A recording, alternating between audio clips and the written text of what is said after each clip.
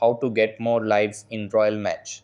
Hey guys, in this video, I'm going to show you how you can get more lives in Royal Match. Make sure to watch this video till the end and let's get started. So, in order to get more lives in Royal Match, follow these steps. Step 1. Complete levels. Every time you successfully finish a level, you'll earn a life. Step 2. Participate in events. Royal Match often has special events where you can earn extra lives as rewards.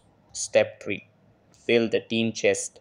If you're part of a team, contribute to the team chest, and once it's full, all members receive rewards, including lives.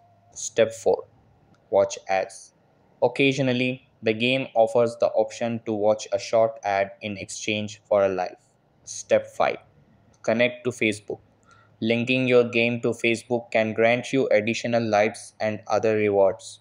Step 6. Request lives from teammates.